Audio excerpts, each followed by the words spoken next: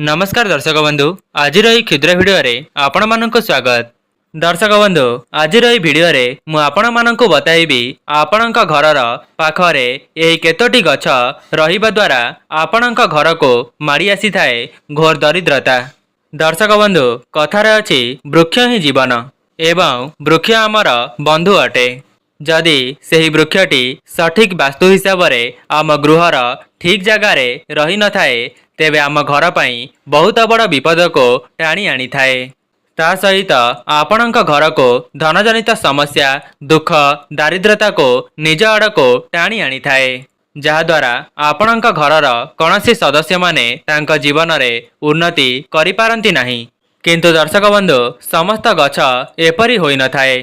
एमिति भी किछि गछ अछंती जहा भगवानंक सदृश कृपा प्राप्त कराई थांती। आज्ञा हाँ दर्शक बंधु यही वृक्ष माने स्वयं भगवानंकर सदृश भाव काम करि थांती। तेबे आसंतु जानिबा आम घरे एमिति केउं वृक्ष रहिबा द्वारा आम घरर उन्नति होई थाए एवं केउं वृक्ष रहिबा द्वारा आम घर को दुख दारिद्रता माड़ी आसी थाए। दर्शक बंधु यह जानिबा पूर्वर आपण मानक अनुरोध वीडियोटी को लाइक करि नथिले वीडियोटी को लाइक करी कमेंट बॉक्स रे जय मां लक्ष्मी जय जगन्नाथ अवश्य लिखि दियंतु। सनातन धर्म रे एमिति भी किछि गछ अछंती जहाको पवित्र एवं शुभ गछ बोली विवेचना करा जाइछि। सेही गछ जदि आपणक घर पाखरे रही थाए तेबे आपणक घर को सकारात्मक शक्तिर आगमन होई थाए। जो घरे सकारात्मक शक्ति भरी होई रही थाए सेही घरे दुख दरिद्रता एवं धनर अभाव केबे हेले भी देखा देई न थाए। तेबे सेही गछ गुड़िक हेउछि गंगशिउली गछ, बेल गछ, भृसंग गछ, डालिंब गछ, अँला गछ एवं तुलसी गछ। दर्शक बंधु सनातन धर्म रे एमिति भी किछि गछ मानंको विवेचना करा जाइछि जेउ गछ आम घर पाखरे रहिबा बहुत अशुभ बोली माना जाई थाए। ज्योतिष शास्त्र अनुसार यही गछ मानकरे नकारात्मक शक्ति एवं भूत प्रेतंकर बास रही थाए। जदि आपणक घर आगरे किंबा घर आखपाखरे यही सबु गछ रही थाए तेबे आपणक घरे धनजनित समस्या देखा देबा सहित आपणक परिवार रे कौनसी भी व्यक्ति उन्नति करि पारंती नाही। ता सहित आपण माने मानसिक चिंतारे मध्य बुड़ी जाई थांती जहाद्वारा आपणक जीवन रे कौनसी उन्नति मध्य करि पारंती नाही। आज्ञा हाँ दर्शक बंधु एपरी गछ आपणक घरे नकारात्मक शक्तिर संचार कराई थांती। ता सहित परिवार मध्यरे सबुबेले अशांति मध्य देखा देई थाए। विशेष करी सेही व्यक्ति मानकर धनजनित समस्या बहुत मात्रा रे देखा देई थाए जहाँकि सेमाने बहुत दुख कष्टरे निजर जीवनटी को अतिबाहित करि थांती। सेथिपाई मु आपण मानको भिडियोर आगरे सेही सबु गछ विषय रे बताइबा पई जाउछि जेउ गछ को आपणक घर पाखरे रखिले आपणकर ही अमंगल होई थाए। सेथिपाई जदि आपण मानक घरे किंबा घर आखपाखरे यही सबु गछ अछि तेबे तुरंत ही ताकू ओपाड़िकी फोपाड़ी दियंतु। दर्शक बंधु यही भिडियोटी आपण मानक पई बहुत गुरुत्वपूर्ण अटे। जदि आपण माने एहाकू मिस करि देबे तेबे आपणक जीवन रे बहुत बड़ संकट आसी जाई पारे जहाँकि आपणक धनजनित समस्या केबे हेले भी आपणकर पीछा छाड़िबनी। सेथिपाई जदि आपण मानक घर पाखरे यही सबु गछ अछि तेबे निश्चित भावरे यही भिडियोटी को थरे मात्र देखि करि जांतु। जदि आपणकर घर पाखरे किंबा घर सम्मुखरे यही सबु गछ अछि तेबे शीघ्र ताकू ओपाड़ी दियंतु। प्रथमत कंटा जातीय गछ यही गछ आपणकर घर सामनारे किंबा घर आखपाखरे रहिले आपणक घरे दुख दारिद्रता धनजनित समस्या वृद्धि पाई थाए एवं आपणक परिवारर समस्त सदस्य मानकर स्वास्थ्य को बिगाड़ी देई थाए। वास्तुशास्त्र रे कंटा जातीय गछ किंबा क्षीर जातीय गछ आपणक घर पाई बहुत अशुभ होई थाए। जदि आपणक घर पाखरे यही सबु गछ रही थाए तेबे परिवार रे वाद विवाद एवं कली झगड़ा देखा देई थाए। सेथिपाई आपणकर घर पाखरे किंबा घर सामनारे कंटा जातीय गछ को केबे हेले भी रखंतु नाही। बबुल कंटा गछ यही गछटी अत्यंत अशुभ होई थाए। यही गछ आपणक घर पाखरे रहिले आपणक जीवन रे केबे हेले भी उन्नति करि परिबे नाही। ତା ସହିତ ଆପଣଙ୍କ ଘରକୁ ଦୁଃଖ ଦାରିଦ୍ରତା ମାଡ଼ି ଆସିଥାଏ। ଦ୍ୱିତୀୟରେ ଖଜୁରୀ ଗଛ। ଖଜୁରୀ ଗଛଟି ଅତ୍ୟନ୍ତ ସୁନ୍ଦର ହୋଇଥାଏ।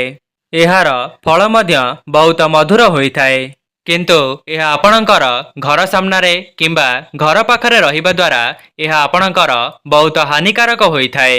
ବାସ୍ତୁଶାସ୍ତ୍ରକୁ ଦେଖିବାକୁ ଗଲେ ଯେଉଁ ଘରର ଆଖପାଖରେ କିମ୍ବା ଘରର ସମ୍ମୁଖରେ ଖଜୁରୀ ଗଛ ରହିଥାଏ ସେହି ଘରକୁ କେବେ ହେଲେ ବି ମା ଲକ୍ଷ୍ମୀଙ୍କର ଆଗମନ ହୋଇନଥାଏ। ଅର୍ଥାତ୍ ସେହି ଘରକୁ ଦୁଃଖ ଦାରିଦ୍ରତା କେବେ ଛାଡ଼ିକରି ଯାଇନଥାଏ। ଏବଂ ଆପଣମାନେ ଯେତେ ଧନକୁ ରୋଜଗାର କଲେ ମଧ୍ୟ ଆପଣଙ୍କ ପରିବାରକୁ ତାହା ଅଣ୍ଟି ନଥାଏ। ବାଉଁଶ ଗଛ। ଏହି ବାଉଁଶ ଗଛଟି ଅତ୍ୟନ୍ତ ଶୁଭ କାର୍ଯ୍ୟରେ ଲାଗିଥାଏ।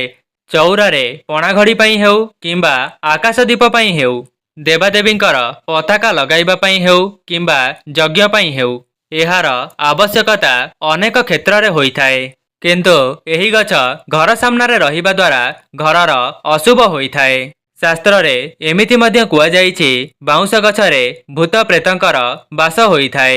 ଯଦି ଏହି ଗଛ ଆପଣଙ୍କର ଘର ସାମ୍ନାରେ ରହିଥାଏ ଏହା ଆପଣଙ୍କ ଘର ପାଇଁ ବହୁତ ଅଶୁଭ ହୋଇଥାଏ। ଦର୍ଶକ ବନ୍ଧୁ, ଏହା ତ ଥିଲା ଆପଣଙ୍କ ଘର ପାଖରେ କେଉଁ ସବୁ ଗଛକୁ ଲଗାଇବେ ନାହିଁ ଏବଂ ଯଦି ଆପଣଙ୍କ ଘର ପାଖରେ ଏହି ସବୁ ଗଛ ଅଛି ତେବେ ଆଜିଠାରୁ ହିଁ ତାକୁ ଓପାଡ଼ିକି ଫୋପାଡ଼ି ଦିଅନ୍ତୁ। ଏବେ ଆସନ୍ତୁ ଜାଣିବା କେଉଁ ଗଛ ଆପଣଙ୍କ ଘରର କେଉଁ ସ୍ଥାନରେ ରହିଲେ ଆପଣଙ୍କ ଘରକୁ ସ୍ୱୟଂ ମା ଲକ୍ଷ୍ମୀଙ୍କର ଆଗମନ ହେବ, ଅର୍ଥାତ୍ ଆପଣଙ୍କ ଘରେ ଧନ ଧାନ୍ୟରେ ପରିପୂର୍ଣ୍ଣ ହେବ ଏବଂ ଲକ୍ଷ୍ମୀ ନାରାୟଣ ଆପଣଙ୍କ ପରିବାର ଉପରେ କୃପା ଦୃଷ୍ଟିକୁ ବଜାୟ ରଖିବେ। ପ୍ରଥମେ ହେଉଛି ତୁଳସୀ ଗଛ। ସନାତନ ଧର୍ମରେ ତୁଳସୀ ଗଛରେ ମା ଲକ୍ଷ୍ମୀଙ୍କର ବାସ ହୁଏ ବୋଲି ମାନ୍ୟତା ଅଛି। କୁହାଯାଏ ଯେଉଁ ଘରେ ତୁଳସୀ ଗଛର ବିଶେଷ ଭାବରେ ପୂଜାର୍ଚ୍ଚନା କରାଯାଇଥାଏ ସେହି ଘର ଉପରେ ଶ୍ରୀ ବିଷ୍ଣୁଙ୍କର ଆଶୀର୍ବାଦ ବନି ରହିଥାଏ। ଆଜ୍ଞା ହଁ ଦର୍ଶକ ବନ୍ଧୁ, ସାମାନ୍ୟ ଦେଖାଯାଉଥିବା ଏହି ତୁଳସୀ ଗଛଟି ଆପଣଙ୍କ ଘରର ସମସ୍ତ ନକାରାତ୍ମକ ଶକ୍ତିକୁ ନାଶ କରି ସକାରାତ୍ମକ ଶକ୍ତିର ସଞ୍ଚାର କରାଇବାର କ୍ଷମତା ରଖିଥାଏ। ଦର୍ଶକ ବନ୍ଧୁ, ଏବେ ଆସନ୍ତୁ ଜାଣିବା ତୁଳସୀ ଗଛଟି ଆପଣଙ୍କ ଘରର କେଉଁ ଦିଗରେ ଲଗାଇବା ଦ୍ୱାରା ଆପଣଙ୍କର ମଙ୍ଗଳ ହୋଇଥାଏ ଏବଂ ତାପରେ ଜାଣିବା ତୁଳସୀ ଗଛକୁ ଆପଣମାନେ କେଉଁ ଦିଗରେ ଲଗାଇବେ ନାହିଁ। ପ୍ରଥମରେ ହେଉଛି ଆପଣମାନେ ତୁଳସୀ ଗଛକୁ ପୂର୍ବ ଈଶାନ୍ୟ କୋଣରେ ସ୍ଥାପନା କରାନ୍ତୁ, ଯାହାଦ୍ୱାରା ଲକ୍ଷ୍ମୀ ନାରାୟଣଙ୍କର ବିଶେଷ ଆଶୀର୍ବାଦ ଆପଣଙ୍କ ଉପରେ ବନି ରହିବ। ଏବଂ ଆଉ ଗୋଟିଏ କଥା ଧ୍ୟାନ ରଖିବେ, ତୁଳସୀ ଗଛକୁ କେବେ ହେଲେ ଆପଣଙ୍କ ଘରର ଦକ୍ଷିଣ ଦିଗରେ ଲଗାଇବେ ନାହିଁ। ଶାସ୍ତ୍ରରେ ଏମିତି ମଧ୍ୟ କୁହାଯାଇଛି ଯେଉଁ ଘରେ ଦକ୍ଷିଣ ଦିଗରେ ତୁଳସୀ ଗଛ ଲାଗିଥାଏ ସେହି ଘରର ସଦସ୍ୟମାନେ କେବେ ହେଲେ ବି ଉନ୍ନତି କରିପାରନ୍ତି ନାହିଁ।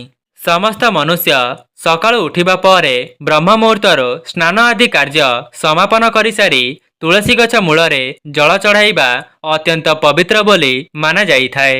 ଦର୍ଶକ ବନ୍ଧୁ, ଯଦି ଆପଣମାନେ ମା ଲକ୍ଷ୍ମୀଙ୍କର ସ୍ଥିର ବାସକୁ ଆପଣଙ୍କ ଘରେ କରାଇବା ପାଇଁ ଚାହୁଁଛନ୍ତି ତେବେ ଗୁରୁବାର ଦିନ ତୁଳସୀ ମୂଳରେ କଞ୍ଚା କ୍ଷୀର ଏବଂ ଜଳକୁ ମିଶାଇ ଅର୍ପଣ କରନ୍ତୁ ଏବଂ ଆପଣମାନେ ସଞ୍ଜ ସଳିତା କିମ୍ବା ସକାଳର ଦୀପ ଜାଳିବା ସମୟରେ ଦେଶୀ ଗାଈର ଘିଅରେ ଗୋଟିଏ ଦୀପକୁ ପ୍ରଜ୍ୱଳନ କରନ୍ତୁ।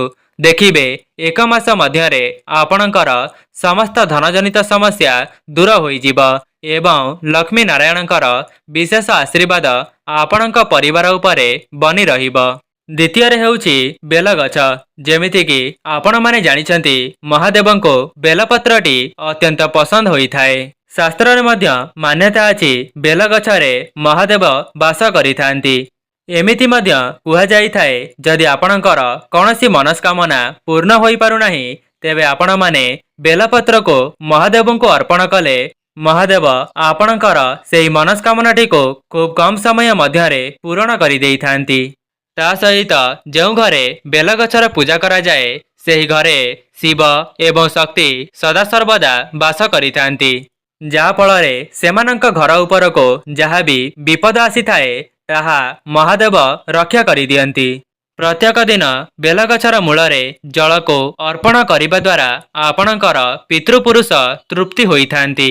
ଦର୍ଶକ ବନ୍ଧୁ, ଯଦି ଆପଣମାନେ ମା ଲକ୍ଷ୍ମୀଙ୍କୁ ପ୍ରସନ୍ନ କରାଇବା ପାଇଁ ଚାହୁଁଛନ୍ତି ତେବେ ବେଲଗଛ ମୂଳରେ ଗୋଟିଏ ଶ୍ୱେତ ଅରଖ ଗଛକୁ ରୋପଣ କରି ପୂଜା କରନ୍ତୁ।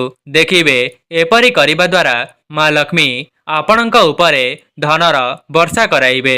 ଦର୍ଶକ ବନ୍ଧୁ, ଆପଣମାନେ ପ୍ରତ୍ୟେକ ଦିନ ବେଲଗଛକୁ ସକାଳେ ଏବଂ ସନ୍ଧ୍ୟାରେ ଦର୍ଶନ କରିବା ଦ୍ୱାରା ଆପଣଙ୍କ ମନରେ ଯାହାବି କିଛି ଅଧା ଅଧୁରା ମନସ୍କାମନା ଅଛି କିମ୍ବା ଚାକିରି କ୍ଷେତ୍ରରେ ପ୍ରୟାସ କରୁଛନ୍ତି, ତେବେ ଖୁବ୍ କମ୍ ସମୟ ମଧ୍ୟରେ ଆପଣଙ୍କର ସେହି ମନସ୍କାମନାଟି ପୂରଣ ହେବା ସହିତ ଚାକିରି କ୍ଷେତ୍ରରେ ମଧ୍ୟ ଆପଣମାନେ ନିଜ ମନ ମୁତାବକ ଚାକିରି ପ୍ରାପ୍ତ କରିବେ।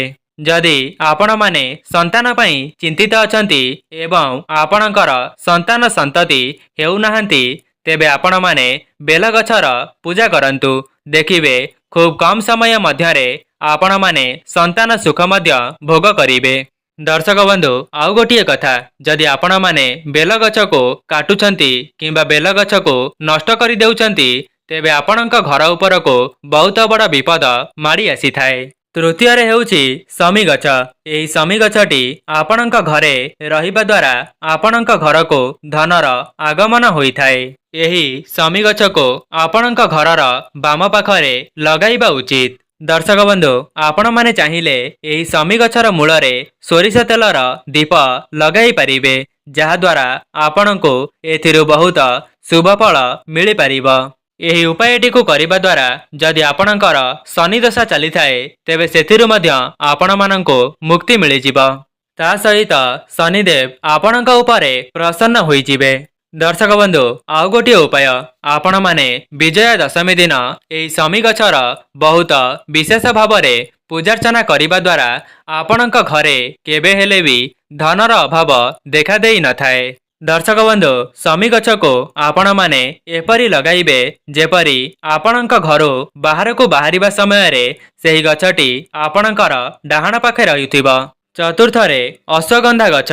ଏହି ଗଛକୁ ମଧ୍ୟ ବାସ୍ତୁଶାସ୍ତ୍ରରେ ବହୁତ ଶୁଭ ବୋଲି ମାନାଯାଇଥାଏ। ଏହି ଗଛକୁ ଆପଣମାନେ ଆପଣଙ୍କ ଘରେ ଲଗାଇବା ଦ୍ୱାରା ଆପଣଙ୍କ ଘରୁ ସମସ୍ତ ବାସ୍ତୁଦୋଷ ଦୂର ହୋଇଯାଇଥାଏ। ଏହା ଆପଣଙ୍କର ଧନଜନିତ ସମସ୍ୟାକୁ ଦୂର କରିବା ସହିତ ପରିବାରରେ ସୁଖ ସମୃଦ୍ଧିର ଆଗମନ କରାଇଥାଏ ଏବଂ ମା ଲକ୍ଷ୍ମୀ ମଧ୍ୟ ଆପଣଙ୍କ ଉପରେ ପ୍ରସନ୍ନ ହୋଇଥାନ୍ତି।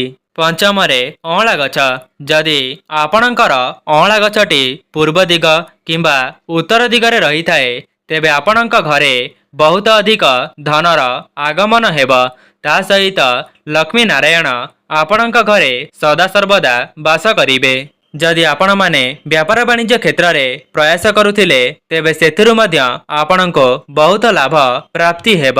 ଦର୍ଶକ ବନ୍ଧୁ, ଅଁଳା ଗଛଟି ଆପଣଙ୍କ ଘରେ ରହିବା ଦ୍ୱାରା ଆପଣଙ୍କର ସମସ୍ତ ଦୁଃଖ ଦାରିଦ୍ର୍ୟତାକୁ ଦୂର କରିବାରେ ସହାୟତା କରିଥାଏ। ଶାସ୍ତ୍ରରେ ମଧ୍ୟ ଉଲ୍ଲେଖ ଅଛି ଯେ ଆପଣମାନେ ଯଦି ସମ୍ପୂର୍ଣ୍ଣ ନିଷ୍ଠା ଏବଂ ଭକ୍ତିର ସହକାରେ ଅଁଳା ଗଛର ପୂଜା କରିବେ, ତେବେ ଆପଣଙ୍କର ସମସ୍ତ ଅଭିଳାଷକୁ ଏହା ପୂରଣ କରିବାର ସକ୍ଷମ ରଖିଥାଏ। ଧାର୍ମିକ ଶାସ୍ତ୍ର ଅନୁସାରେ ଏହି ଗଛରେ 33 କୋଟି ଦେବାଦେବୀ ବାସ କରିଥାନ୍ତି। ଏହା ସହିତ ଅଁଳାଟି ଶ୍ରୀ ବିଷ୍ଣୁଙ୍କର ମଧ୍ୟ ଅତ୍ୟନ୍ତ ପ୍ରିୟ ହୋଇଥାଏ। ଦର୍ଶକ ବନ୍ଧୁ, କ'ଣ ଆପଣମାନେ ଜାଣିଛନ୍ତି ଅଁଳା ଗଛରେ ଲକ୍ଷ୍ମୀ ନାରାୟଣଙ୍କର ବାସ ହୋଇଥାଏ, ଯାହାଦ୍ୱାରା ଆପଣମାନେ ଯଦି ନିଜ ଘରେ ଅଁଳା ଗଛକୁ ଲଗାଉଛନ୍ତି, ତେବେ ମା ଲକ୍ଷ୍ମୀ ଏବଂ ଶ୍ରୀ ବିଷ୍ଣୁ ସଦାସର୍ବଦା ବାସ କରିଥାନ୍ତି। ଯଦି ଆପଣଙ୍କର ଉତ୍ତର ଦିଗରେ ଅଁଳା ଗଛଟି ଲାଗିଛି, ତେବେ ଶ୍ରୀ ବିଷ୍ଣୁଙ୍କର ଆଶୀର୍ବାଦରୁ ଆପଣଙ୍କ ଘରେ ଧନ ଧାନ୍ୟ ଏବଂ ସୁଖ ଐଶ୍ୱର୍ଯ୍ୟର ଆଗମନ ହେବ। ଯଦି ଆପଣମାନେ କୌଣସି କାର୍ଯ୍ୟରେ ଅସଫଳତା ଭୋଗ କରୁଥିଲେ, ତେବେ ଗୋଟିଏ ଅଁଳା ଗଛକୁ ଆପଣଙ୍କର ଉତ୍ତର ଦିଗରେ ରୋପଣ କରନ୍ତୁ। ଦେଖିବେ ଆପଣଙ୍କର ସମସ୍ତ ଅଶୁଭତ୍ୱ ଖଣ୍ଡନ ହୋଇଯିବ। ଶାସ୍ତ୍ରରେ ମଧ୍ୟ ଏମିତି କୁହାଯାଇଛି, ଯଦି କୌଣସି ବି ବ୍ୟକ୍ତି ନିଜ ଜୀବନରେ ଗୋଟିଏ ଅଁଳା ଗଛକୁ ଲଗାଇ ତାହାର ବିଶେଷ ଭାବରେ ଯତ୍ନ ନେଇଥାଏ, ସେହି ବ୍ୟକ୍ତିଟି ତା ଜୀବନରେ ବହୁତ ଉନ୍ନତି କରିଥାଏ, ସମାଜରେ ତାର ପ୍ରତିଷ୍ଠାନ ବନି ରହିଥାଏ। ବାସ୍ତୁଶାସ୍ତ୍ରରେ ଅଁଳା ଗଛକୁ ଲଗାଇବା ବହୁତ ଶୁଭ ବୋଲି ବିବେଚନା କରାଯାଇଛି। ସେଥିପାଇଁ ଯଦି ଆପଣମାନେ ଆପଣଙ୍କ ଜୀବନରେ ଉନ୍ନତି କରିବା ପାଇଁ ଚାହୁଁଛନ୍ତି, ତେବେ ଗୋଟିଏ ଅଁଳା ଗଛକୁ ଆପଣଙ୍କ ଘରେ ରୋପଣ କରି ତାର ଭଲ ଭାବରେ ଯତ୍ନ ନିଅନ୍ତୁ। ଷଷ୍ଠରେ ହେଉଛି ଅଶୋକ ଗଛ। ଆପଣମାନେ ଜାଣିଥିବେ ଅଶୋକ ଗଛର ବହୁତ ଅଧିକ ମାହାତ୍ମ୍ୟ ରହିଛି। एवं माता सीता जेतेबेले अशोक बाटिकारे बास करुथिले सेबेठारु ही अशोक गछर महात्म्य बहुत अधिक रही अछि। एवं आउ गोटिए पटरु देखिबाकू गले अशोकर अर्थ हेउछि जेउठारे शोक न थाए, अर्थात सेही जगाटी सकारात्मक शक्ति रे भरी होई रही थाए। दर्शक बंधु, अशोक गछटी जेउ जगारे रही थाए सेही जगारू अशांति को दूर करी सुख शांतिर आगमन कराई थाए। यही गछटी जेउ मानकर घरे रही थाए सेही व्यक्ति ता जीवन रे बहुत उन्नति करिबा सहित तार कार्य क्षेत्र रे मध्य प्राधान्य लाभ करी थाए। सप्तम रे धला अरख गछ। धला अरख गछरे हलदी, अरुआ चाउल एवं गंगा जल देई गछर पूजा करिबा द्वारा यही अरख गछटी जेते जेते बढ़ी बढ़ी चली थाए सेही पाखरे रहुथिबा समस्त व्यक्ति माने सेमानंकर जीवन रे बहुत उन्नति करिथांती। अष्टम रे मंदार गछ। दर्शक बंधु, मंदार गछटी को आपणक घरर जे कोनोसी भी जगारे लगाई पारिबे, किंतु ध्यान रखिबे जदि आपण माने एही मंदार गछटी को सूर्य किरण जगारे लगाई थांती तेबे सूर्य देवंकर आशीर्वाद मध्य आपणक घर उपरे बनी रही थाए। दर्शक बंधु, मंदार फूल को जल रे पकाई सूर्य देव को अर्पण कले आखि रोग एवं अस्थि रोग दूर होई थाए। नवम रे नड़िया गछ। एमिति मध्य कुहा जाई थाए नड़िया गछटी आपणक घर पई बहुत शुभ होई थाए। जेउ घरे नड़िया गछ रही थाए सेही घरर सदस्य माने समाज रे बहुत उन्नति करिथांती। दशम रे निंब गछ। आपणक घरर उत्तर पश्चिम दिगरे लिंब गछ रहिबा बहुत शुभ होई थाए। एही गछटी आपणक घर को सकारात्मक शक्तिर संचार कराइबा सहित अनेक कष्ट समस्या मध्य रक्षा करिथाए। एमिति मान्यता अछि जे जेउ व्यक्ति लिंब गछ को रोपण करिथांती सेही व्यक्तिर मरिबा परे ताहाको विष्णुलोक प्राप्ति होई थाए। 11 रे कदली गछ। कदली गछटी मध्य वास्तुशास्त्र रे बहुत शुभ बोली माना जाइछि। दर्शक बंधु, जदि आपण माने कदली गछ को लगाइबा पई चाहुचंती तेबे ईशान्य कोण अर्थात उत्तर पूर्व कोण रे एहाको रोपण करि परिबे। तेबे दर्शक बंधु, जदि आपण माननको एही वीडियोटी भल लागि थाए तेबे वीडियोटी को लाइक करी चैनलटी को सब्सक्राइब करि दियंतु एवं भक्ति सहकारे कमेंट बॉक्स रे जय मां लक्ष्मी, जय जगन्नाथ अवश्य लिखि दियंतु। आजि पई रहुछि, नमस्कार।